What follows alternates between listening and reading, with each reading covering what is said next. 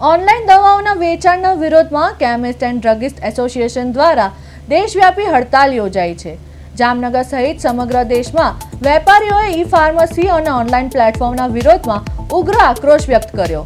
જામનગર શહેરના અંદાજે 700 નાના મોટા મેડિકલ સ્ટોર્સ બંધ રહ્યા, જેના કારણે દૈનિક જીવન પર અસર જોવા મળી હતી। ઓનલાઈન પ્લેટફોર્મના ભારે ડિસ્કાઉન્ટથી સ્થાનિક વેપારીઓને આર્થિક નુકસાન થઈ રહ્યું છે। તેમાં એસોસિએશનનું કહેવું છે કે સાથે ડુપ્લિકેટ અને બિનનિયંત્રિત દવાઓના વેચાણનો મુદ્દો પણ ઉઠાવવામાં આવ્યો છે।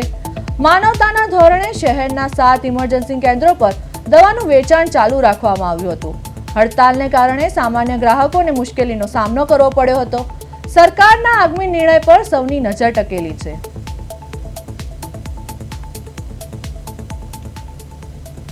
તો જામનગરમાં કેમિસ્ટ એસોસિએશનની હડતાલ, ઓનલાઈન દવાના વેચાણનો વિરોધ, શહેરના 700 જેટલા સ્ટોર્સ રહેશે બંધ, ડુપ્લિકેટ દવાઓના વેચાણનો પણ મુદ્દો, સરકારના આગામી નિર્ણય પર વેપારીઓની નજર।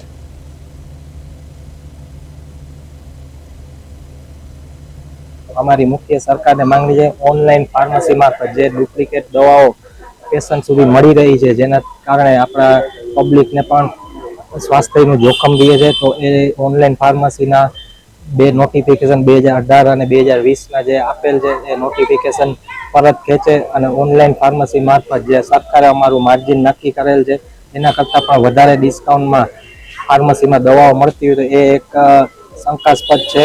ડુપ્લિકેટ દવાઓને એમાં સપ્લાય વધુમાં વધુ થઈ શકે એવી શક્યતા